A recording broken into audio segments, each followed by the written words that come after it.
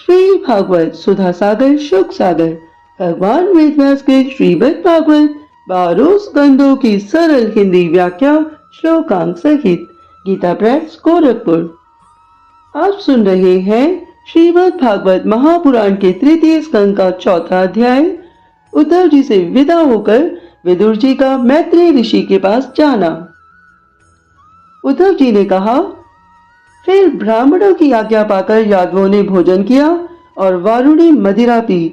उससे उनका ज्ञान नष्ट हो गया और वह दुर्वचनों से एक दूसरे के हृदय को चोट पहुंचाने लगे। मदिरा के नशे से उनकी बुद्धि बिगड़ गई और जैसे आपस की रगड़ से बांसों में आग लग जाती है, उसी प्रकार सूर्यास्त होते होते उनमें मार काट होने लगी। भगवान श्री कृष्ण अपनी माया की उस विचित्र गति को देखकर सरस्वती नदी के जल में आचमन करके एक वृक्ष के नीचे बैठ गए। इससे पहले ही शरणागतों का दुख दूर करने वाले भगवान श्री कृष्ण ने अपने कुल का संहार करने की इच्छा होने पर मुझसे कह दिया था कि तुम बद्रिक आश्रम चले जाओ। हे विदुर जी, इससे यद्यपि मैं उसका आश्रय समझ गया था तो भी स्वामी के चरणों का वियोग न सह सकने के कारण मैं उनके पीछे पीछे प्रभास क्षेत्र में पहुंच गया। वहां मुझ उद्धव ने देखा कि जो सबके आश्रय है किंतु जिनका कोई और आश्रय नहीं है, वह श्री कृष्ण, वह प्रियतम प्रभु शोभा धाम श्याम सुंदर सरस्वती नदी के तट पर अकेले ही बैठे हैं।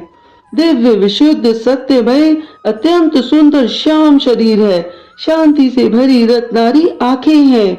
उनकी 4 भुजाएं और रेशमी पीतांबर देखकर मैंने उनको दूर से ही पहचान लिया। वह श्री कृष्ण एक पीपल के छोटे से वृक्ष का सहारा लिए बाई जांग पर दाया चरण कमल रखे बैठे थे।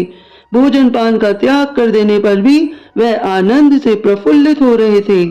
इसी समय व्यास जी के प्रिय मित्र भागवत सिद्ध मैत्रेय जी लोकों में स्वच्छंद विचरते हुए वहां आ पहुंचे। मैत्रेय मुनि भगवान के अनुरागी भक्त हैं।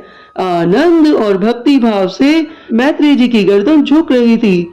उनके सामने ही श्री हरि ने प्रेम एवं मुस्कान युक्त चितवन से मुझे आनंदित करते हुए कहा कि हे उद्धव, मैं तुम्हारी आंतरिक अभिलाषा जानता हूँ, इसलिए मैं तुम्हें वह साधन देता हूँ जो दूसरों के लिए अत्यंत दुर्लभ है। हे उद्धव, तुम पूर्व जन्म में वसु थे। विश्व की रचना करने वाले प्रजापतियों और वसुओं के यज्ञ में मुझे पाने की इच्छा से तुमने मेरी आराधना की थी। साधु स्वभाव उद्धव, संसार में तुम्हारा ये अंतिम जन्म है, क्योंकि इसमें तुमने मेरा अनुग्रह प्राप्त कर लिया है। अब मैं मृत्यु लोक को छोड़कर अपने धाम जाना चाहता हूँ। इस समय यहाँ एकांत में तुमने अपनी अनन्य भक्ति के कारण ही मेरा दर्शन पाया है, ये बड़े सौभाग्य की बात है। पूर्व काल में पाद्म कल्प के आरंभ में मैंने अपने नाभि कमल पर बैठे हुए ब्रह्मा को अपनी महिमा के प्रकट करने वाले जिस श्रेष्ठ ज्ञान का उपदेश किया था, जिसे विवेकी लोग भागवत कहते हैं, वही मैं तुम्हें देता हूँ। और अपनी बात को आगे कहते हुए उद्धव जी ने विदुर जी से कहा कि हे विदुर जी, मुझ पर तो प्रति क्षण उन श्री कृष्ण परम पुरुष की कृपा बरसा करती थी। इस समय उनके इस प्रकार आदर पूर्वक कहने से स्नेहवश मुझे रोमांच हो आया। मेरी वाणी गदगद हो गई और नेत्रों से आंसुओं की धारा बहने लगी। उस समय मैंने हाथ जोड़कर उनसे कहा कि हे स्वामी, आपके चरण कमलों की सेवा करने वाले पुरुषों को इस संसार में अर्थ, धर्म, काम, मोक्ष, इन चारों में से कोई भी पदार्थ दुर्लभ नहीं है। तथापि मुझ उद्धव को उनमें से किसी की इच्छा नहीं है।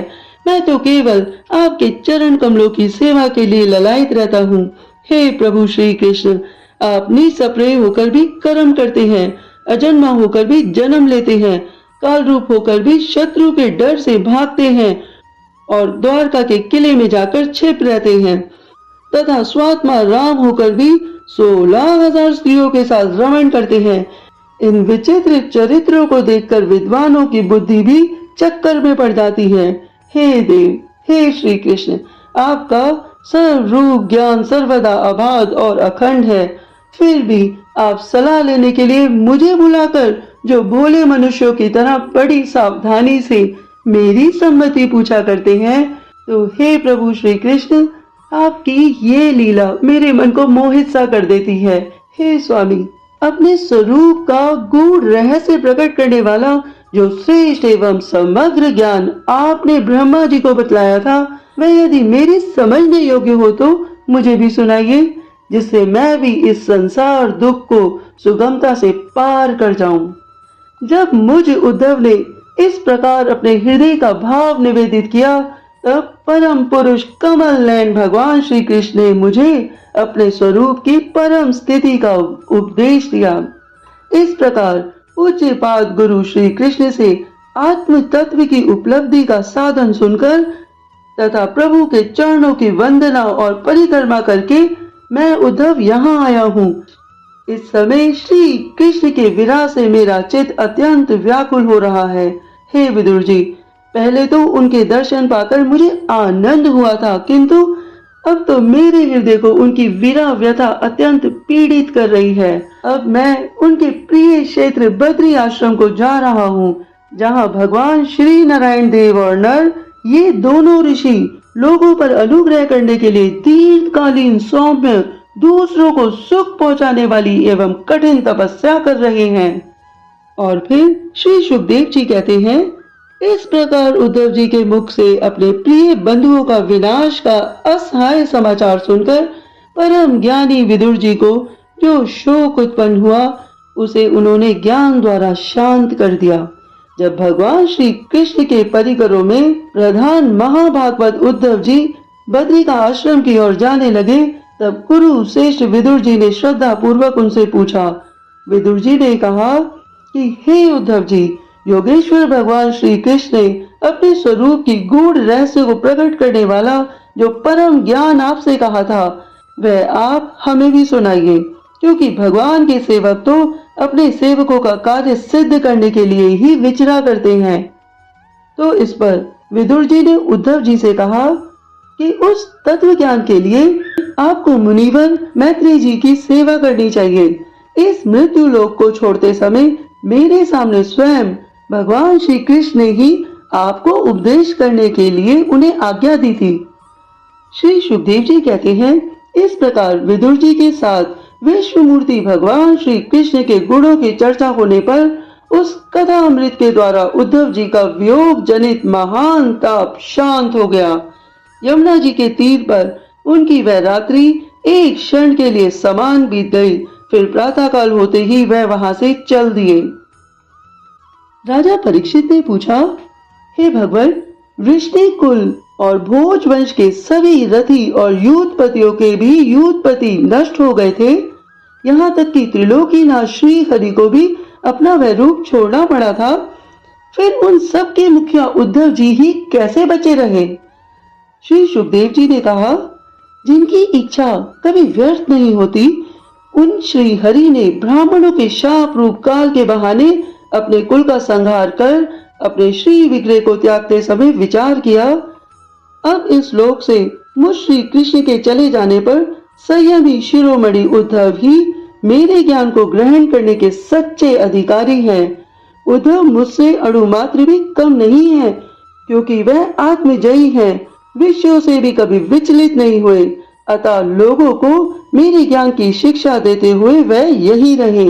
वेदों के मूल कारण जगत गुरु श्री कृष्ण के इस प्रकार आज्ञा देने पर उद्धव जी बद्रिका आश्रम में जाकर समाधियों के द्वारा श्री हरि की आराधना करने लगे। गुरु श्रेष्ठ परीक्षित, परमात्मा श्री कृष्ण ने लीला से ही अपना श्री विग्रह प्रकट किया था और लीलाओं से ही उसे अंतर ध्यान भी कर दिया।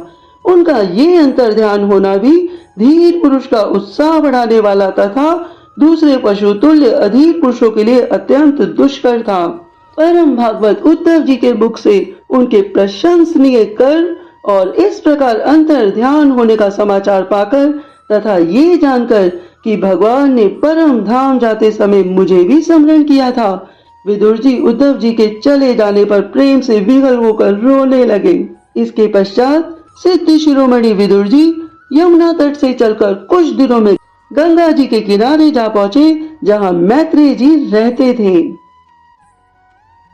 अभी आप सुन रहे थे श्रीमद् भागवत महापुराण के तृतीय स्कंद का चौथा अध्याय। और अब हम सुनेंगे पांचवा अध्याय, विदुर जी का प्रश्न और मैत्रेय जी का सृष्टि कर्म वर्णन। आगे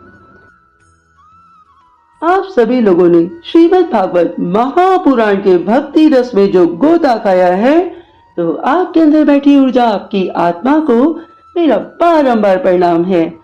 आप सभी का श्री हरि कल्याण करें।